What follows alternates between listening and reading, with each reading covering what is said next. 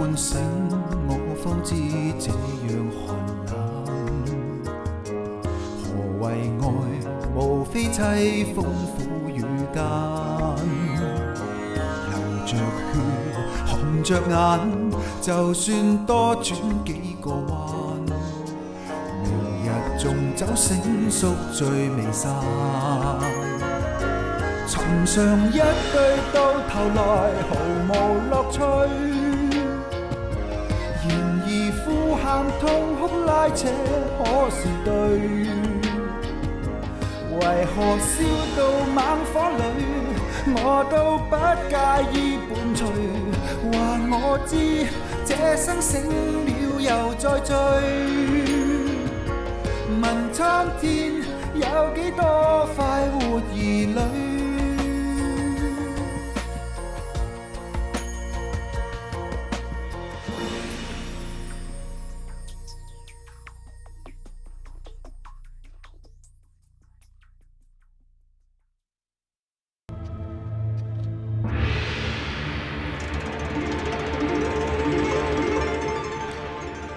皇后娘娘，奴婢會先為娘娘將髮油洗去，咁先可以再染黑頭髮，要娘娘操勞多一陣啊！只要陣間唔好再俾我見到頭上嘅白髮，咁就得噶啦。奴婢明白啦。啊！咩事啊？點解手會傷成咁嘅？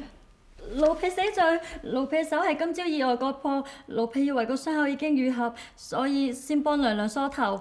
奴婢都唔明白點解個傷口一觸及娘娘髮尾嘅髮油，就會咁痛噶啦。俾我睇下。髮油？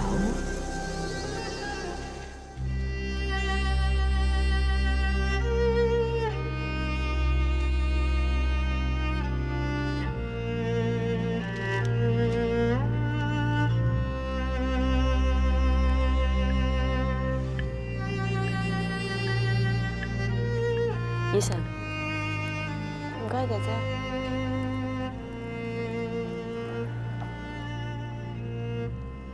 我冇好似其他人咁同你講，身為宮中嘅妃嬪係一件咩咁大不了嘅事，因為我知道以順你一啲都唔稀罕。但係同樣地，我哋唔需要因為紫禁城呢幾道高高嘅紅牆，覺得有咩咁大不了。其實身為女兒家，無論喺紫禁城內定紫禁城外，命運都係一樣，相夫教子，代守家中。如果硬係要分別嘅話，就係我哋所嫁嘅夫君，到底係咪我哋所愛，定唔係我哋所愛？婚姻大事根本就唔由得我哋去選擇。呢個道理我明白。既然徐公公安排我哋行呢條路，雖然佢唔喺我哋身邊，但係呢條路都要繼續再行嘅，係咪？哎呀，隻風箏斷咗線啊！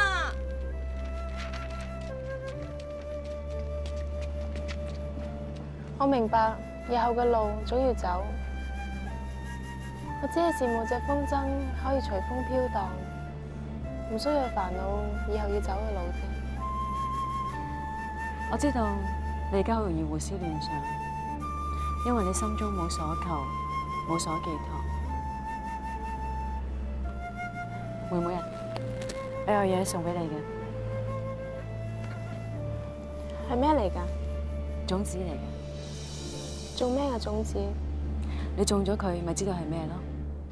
孕育生命係天職，係責任，亦都係我哋女人嘅福氣。只要你無時無刻記住，你肚中有個小生命等待住你，咁樣想法係咪更加有意義呢？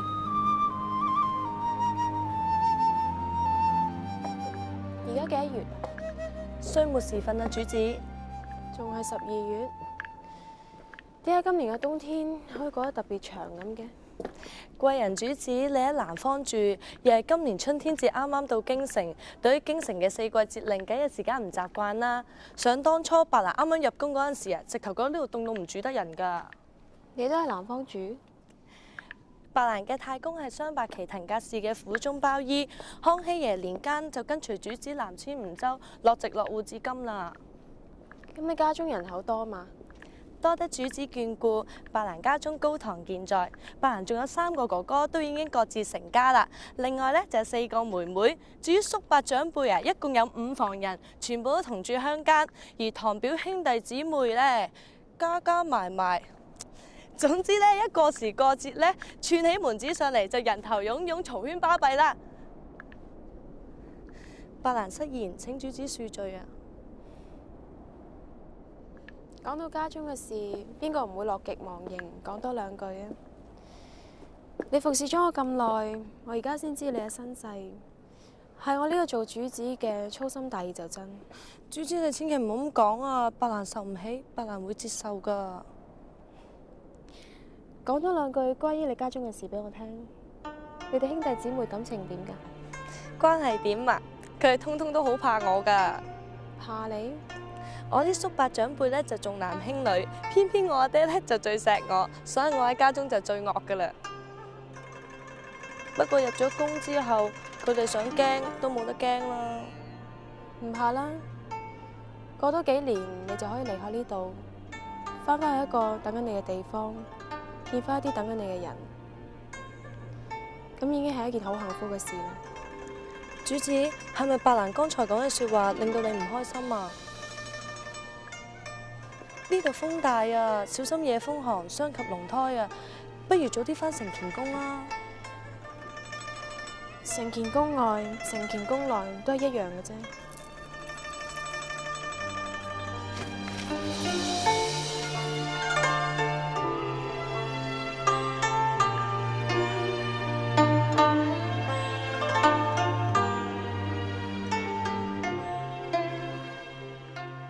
娘親，孩兒冇用，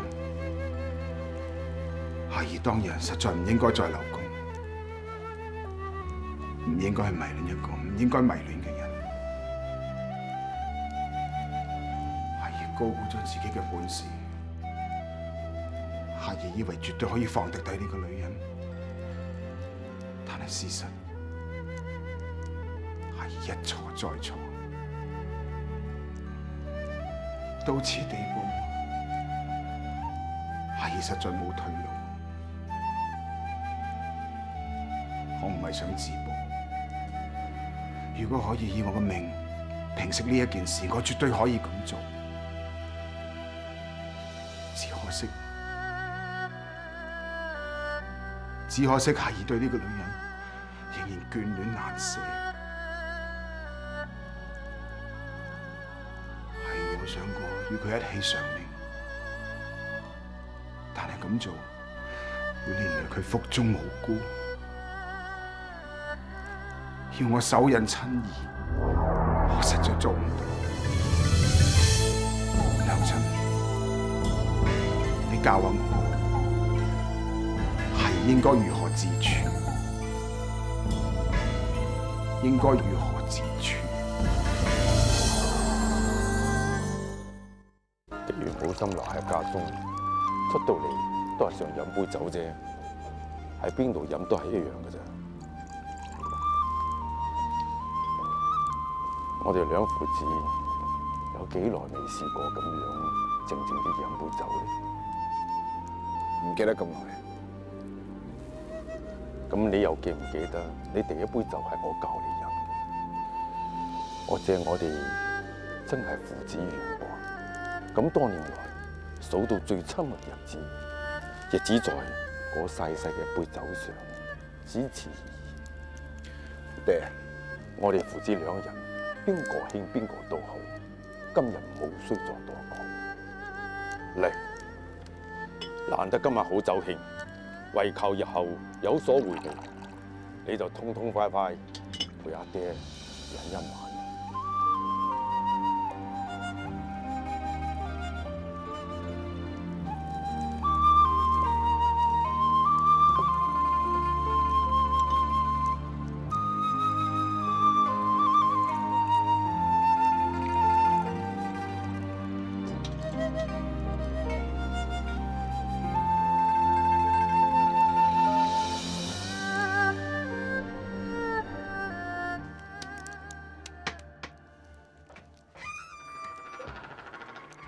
相公，你起咗身啦？琴晚邊個送我翻嚟嘅？老爺送你翻嚟嘅咯。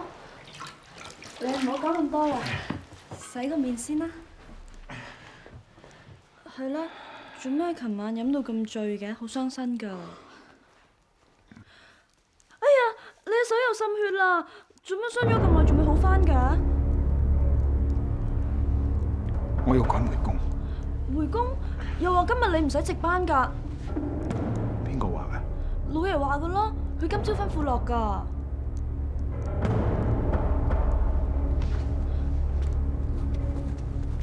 孫大人，你小麗子，孫大人你冇事啊嘛？邊個話我有事嘅？應該你送藥送到嚟西六宮嘅，去承乾宮應該走內左門啊嘛。小人記得㗎，孫大人。不過今朝早院判孫大人呢，佢話啲安胎藥由小娘子送去，唔使小人㗎嘛。佢仲話你病咗，所以根據皇后之前嘅規定，如果孫大人你唔喺度嘅話，就由院判孫大人代為照顧華貴人個胎㗎嘛。皇后？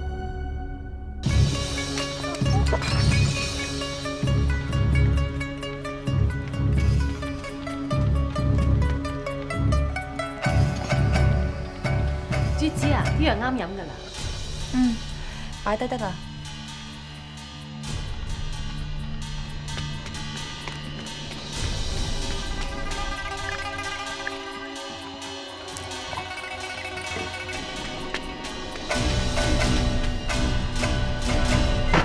唔好飲啊！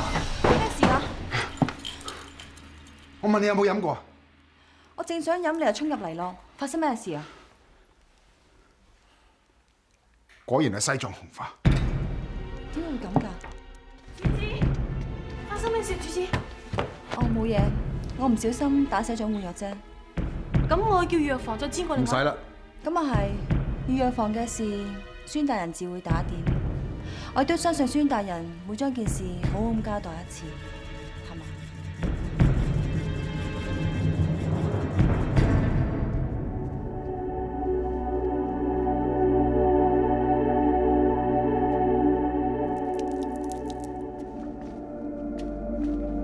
你比我想象中翻嚟翻得早。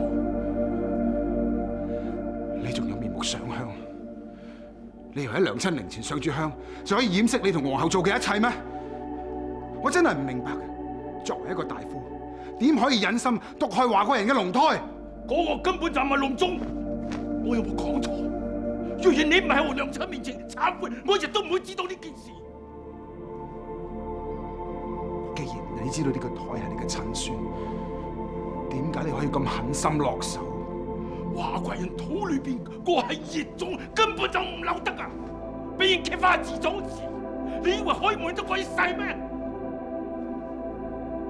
你覺得阿爹毒害你嘅親生骨肉係不義無情，但係你有冇諗過，阿爹親人自己嘅需意，又何嘗唔難過？萬事要以大局為重，為咗保住你，保住孫家上下，我一定要咁做嘅。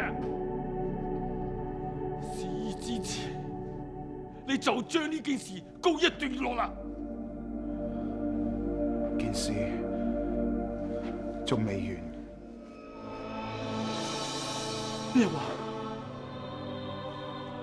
你係話頭先你仲趕得切入宮阻住一切？係知道阿爹嘅苦心，但係有機會你係再揀多次，係都係唔忍心。件事既然係咁，就等孩兒一力承擔。一切都係報應。你以為你自己一個人可以承擔得幾多啊？當日娘親病榻床上，阿爹之所以趕唔到翻嚟送佢最後一程，就正因為阿爹喺宮中替皇后毒害如妃，服眾廢。係話3年前如妃滑胎件事？如意難當。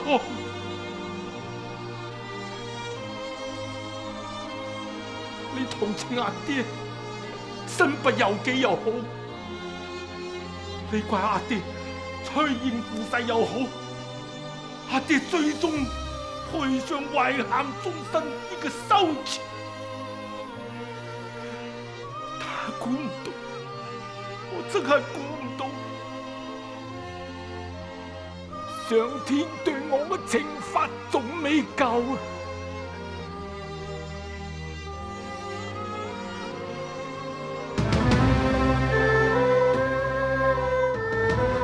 爹，你放手！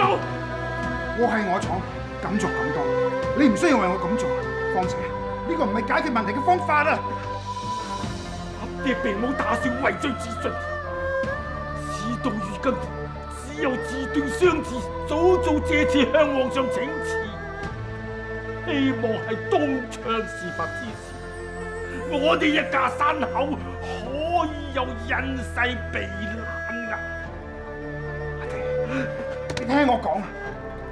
就算我哋父子二人只有辭官呢個方法，都犯不着斷子自殘。皇后浪子之心，要佢肯放過我哋，你以為三言兩語就可以敷衍了事咩？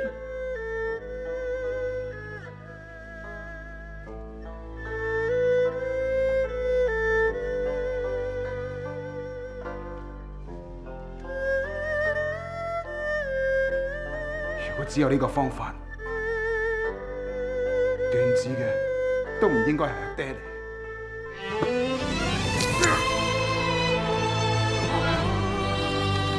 乜嘢？乜嘢？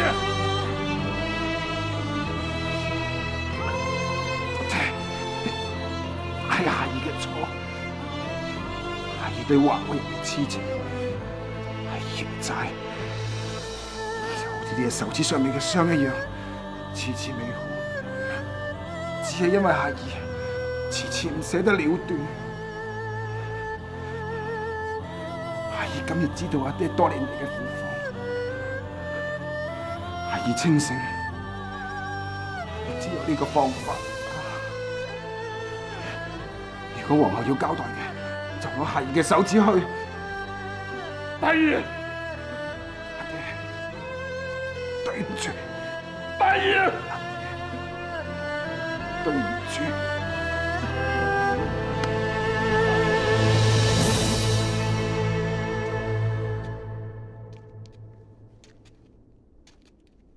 唔知係前車可鑑，因為皇上近日政務繁重，佢哋唔想皇上唔高興，所以如妃娘娘又好，華貴人亦都好。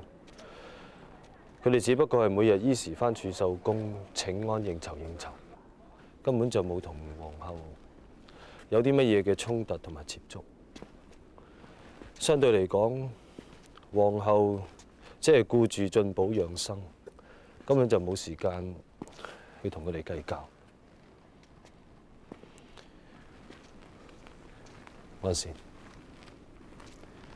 你俾啲耐性啦，機會遲早我哋會揾到。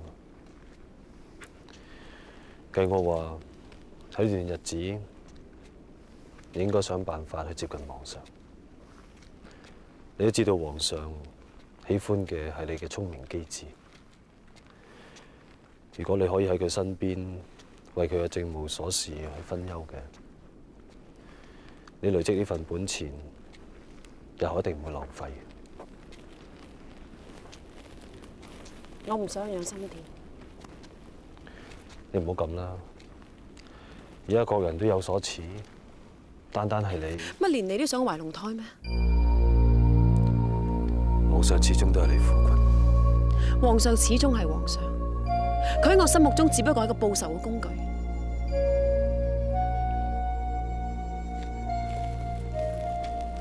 我選擇行呢條路，我就冇諗過翻轉頭。以前嘅人同事，我一早已經選擇咗放棄。為咗報呢個仇，我安善甘於為一個男人寬衣解帶，但最終唔代表我連感情都要放棄，百般討好，甚至為佢懷龍胎。如果為咗殺一個人，要將另一個生命帶到呢個世界上面，我都太對佢唔住，我亦都做唔出。安國人吉祥。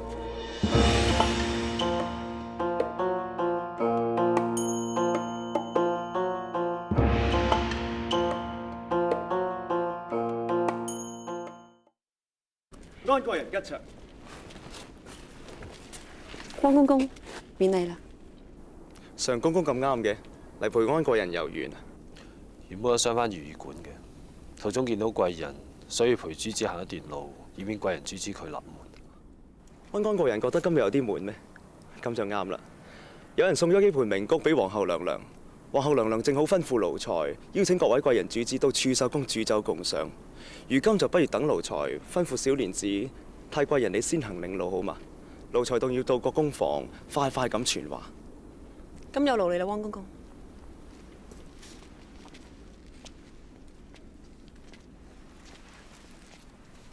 常公公，有一件事爭啲忘記相告。聞說皇上今晚會到儲秀宮宿夜，所以皇后娘娘待招呼過各位貴人主子之後，想揾你再梳整一個髮髻，以便迎接聖駕。咁我先行返去等候傳召。時候都唔早啦，有勞公公。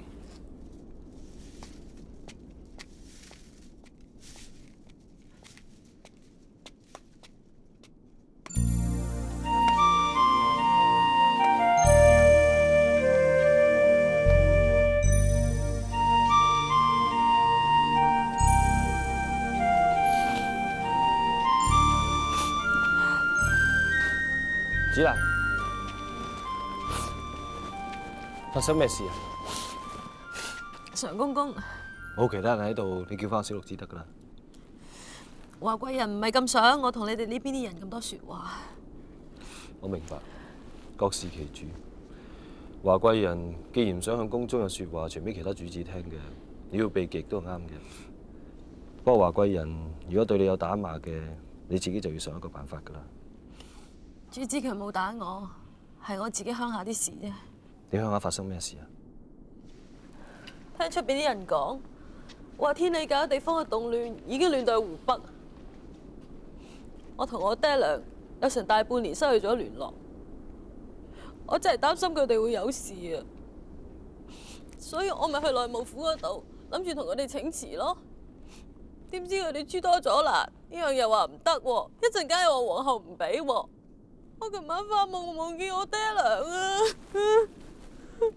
唔好咁啦，宮中走道哭喊有損儀容，有主子見到又會鬧噶啦。咁啦，我同皇后梳頭嘅時候，順勢同佢提下，而在佢心情好嘅，或者會俾你一個例外啦。真嘅，多謝你啊，小六子。我真係唔知點報答你好啊！報答就唔使，你淨係話俾我聽今日御膳房有冇湯鴨，唔使我白行一趟就得啦。湯鴨？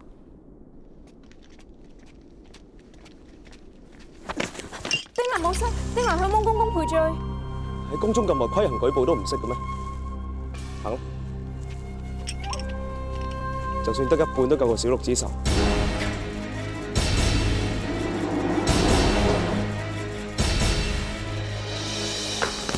小六子，咩事啊，丁蘭？你聽我講，你千祈唔好翻去如意館啊，因為汪公公喺度等緊你啊。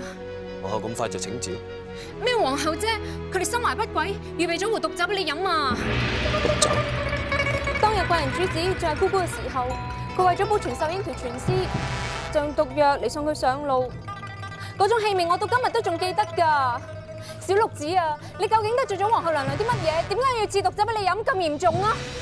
頭先我仲諗住翻去翊坤宮揾貴人主子嘅，但係佢又唔喺度，我都唔知點算好。不過點都好啦，起碼我都仲截到你。嗱，咁我哋依家即刻翻去揾貴人主子，再作打算啦，好唔好啊？我唔走得，我一定要翻入去。點解你明知汪公壽喺度等緊你，你都仲要去嘅啫？我唔翻御館等候皇后請召嘅，就只係畏罪潛逃，安貴人會受我牽連嘅。點解會咁㗎？你聽我講點啊！入到去我就自有辦法應付。你而家即刻幫我做呢件事。要安個人你久候，辛苦啦。皇后娘娘，你太過嚴重啦！啊，我仲以為今日會有其他姊妹一齊會聚首駐守宮添。本宮一心叫你一個人嚟，係想問一個問題啫。希望安善能夠替皇后你釋疑。喺我眼中，安善原本係個安分守己、不屑攀龍附鳳嘅女子，但既然可以喺芸芸秀女之中突圍而出，成為貴人，必定有一定嘅能耐。而呢種能耐，卻又同本宮所認識嘅安善大相徑庭，所以本宮實在好好奇，到底中間發生過咩事，可以令到安善有咁大嘅轉變啊？安善得到聖寵，係因為安善同皇上有緣，係安善嘅福氣。安善從來都唔敢有自己嘅主張。你冇自己嘅主張，然則常永祿唔知有冇咧？嗬？安善唔係好明白皇后你嘅意思。常公公，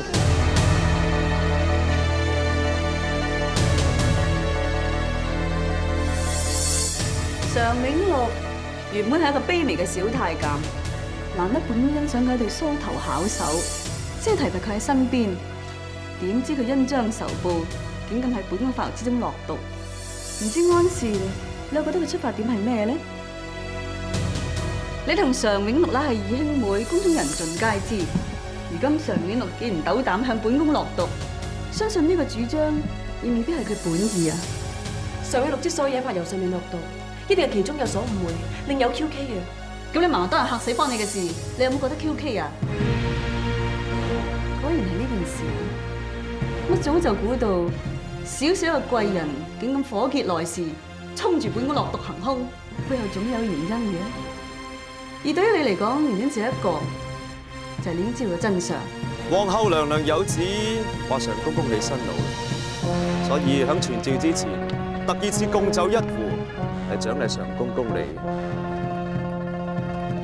常公公你冇嘢嘛？此酒乃皇后娘娘所賜，就算公公唔好杯中物，亦唔能夠逆旨嘅。本宮咁做，無非都係想你無後顧之憂，幫助本宮扶植玉瑩、以賽如飛嘅銳氣，一心為本宮做事啫。但係你既然恩將仇報啊！皇后娘娘既然已經認定咗安善有謀反之心，皇后娘娘要點樣處置安善，悉隨尊便。但安善想喺臨死之前有一個請求，就希望你放過常永祿，因為常永祿所做嘅一切都為咗安善，佢係無辜噶。咁你假假地都係貴人，要處置你係需要啲名目，所以本宮並唔心急。安善大可以好好享受埋喺宮中呢段日子啊。至於常永祿呢咁嘅狗奴才，本宮實在再難忍惜，見到呢啲咁嘅狗奴才喺宮中度行走啊！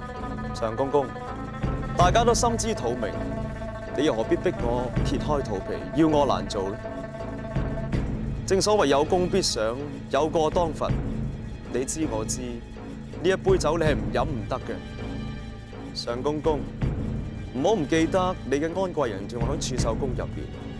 如果你要我喺度難做嘅話，就唔好怪皇后娘娘喺嗰邊為難安貴人。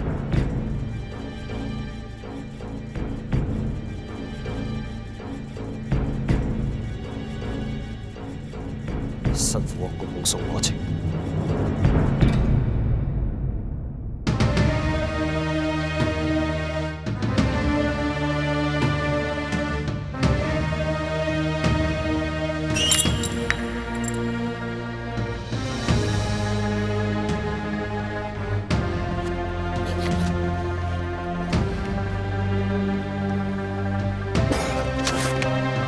走。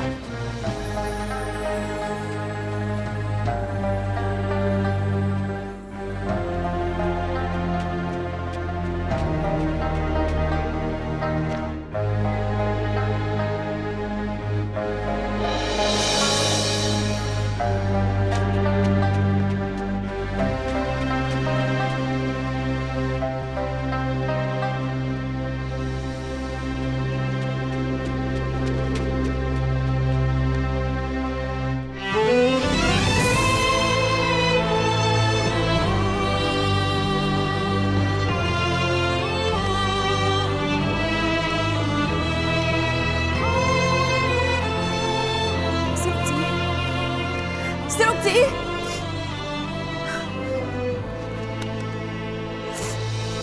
點解你咁蠢啊？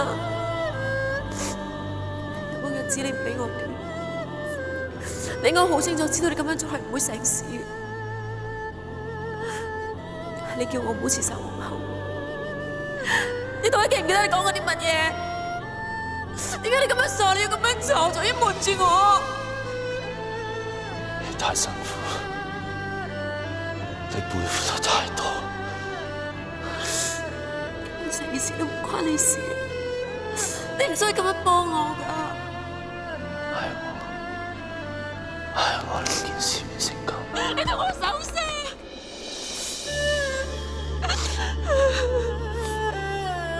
我本來就冇打算將你媽媽死嘅事真相話俾你聽，但係我唔捨得你走，我唔想你同老母一齊，我唔捨得你離開我。我18歲開始，我自宮，你入嚟做太監，我就知道我冇資格再愛上一個人，但係我控制唔到，我已經好後悔，我當初咁做。我考慮過你要變成咁，到頭我只有行呢一條路。對唔住，對唔住，係我愛咗你，我只係想嚟話你聽，你去揾項目。只有佢，只有我。小六子。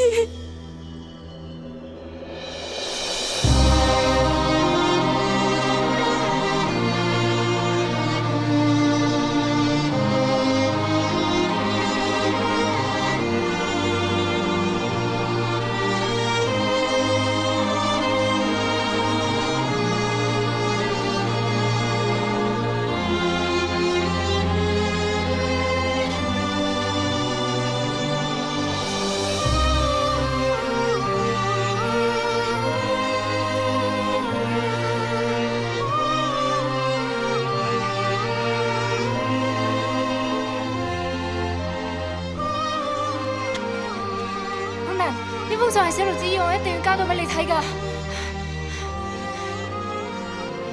我知道貴人主子唔想連累我，所以一直以嚟有好多嘢都唔想俾我知。但我睇得出佢哋對皇后係另有盤算㗎。而家佢哋嘅事可能已經俾皇后知道咗。孔大人，我求下你，你快啲去救小六子，快啲去救貴人主子啦！我求下你啊！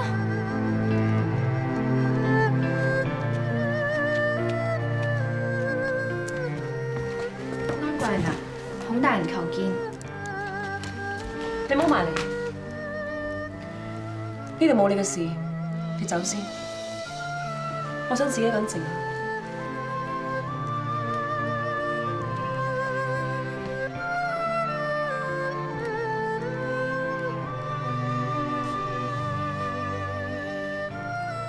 小六子留低俾我封信，我已經睇咗。你嘅苦衷，我已經知道晒。係咩？點解你要咁傻？點解你唔同我講？點解自己一個人承擔一切？同你講有咩好處啊？小六子已經係好好嘅例子。有時我真係希望一早死嗰個係我。如果唔係我嫲嫲唔會枉死，而小六子亦可能會活得開心一啲。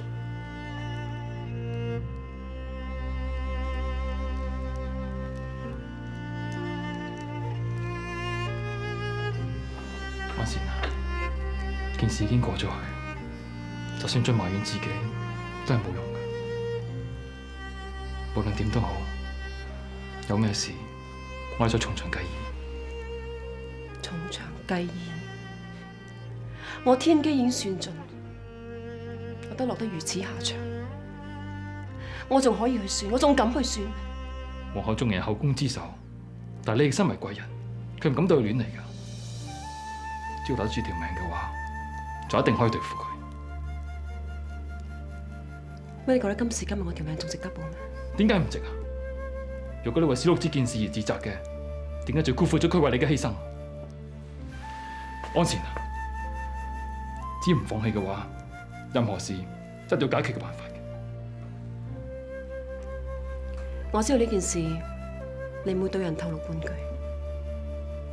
但我希望呢件事你唔好再理，我自己嘅事會自己處理翻。安善，你講得好啱，我身為貴人，我好希望你又稱呼翻我姓安貴人。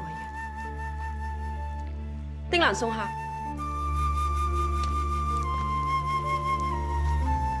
孔大人，請。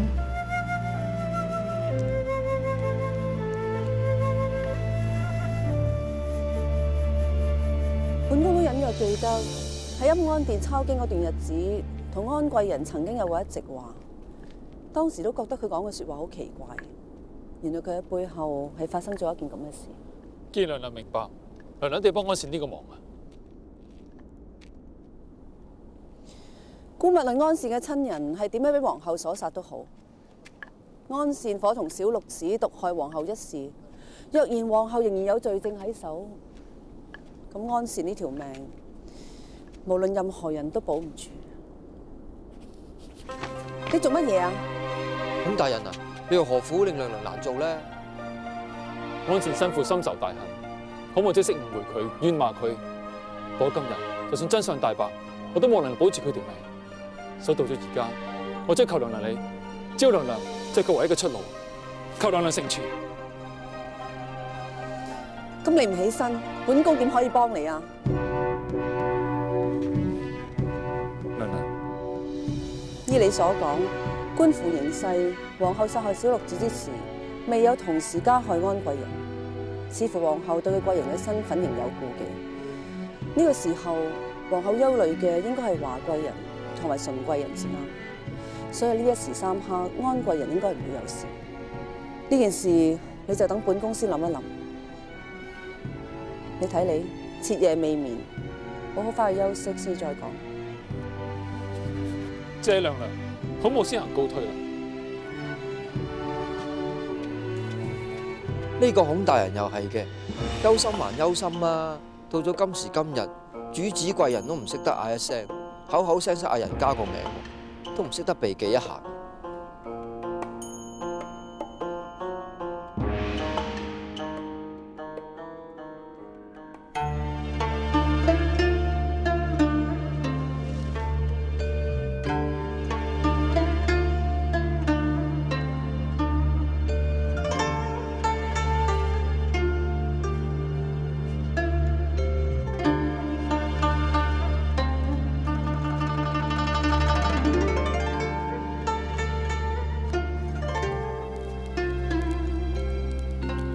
人既然走咗，就要學識放手。娘娘講緊小六子啊，定應該係孔母，都係一樣啫，係嘛？安善從來就冇執着做人嘅本事，就好似小六子咁，臨死前都要留一口氣去見我。佢呢份嘅能耐，我自問冇。娘娘你儘管可以放心。小六子臨死嘅時候爬向呢邊，佢想去邊度啊？應該係乾西四所，但係安貴人早就已經搬咗去翊坤宮咯。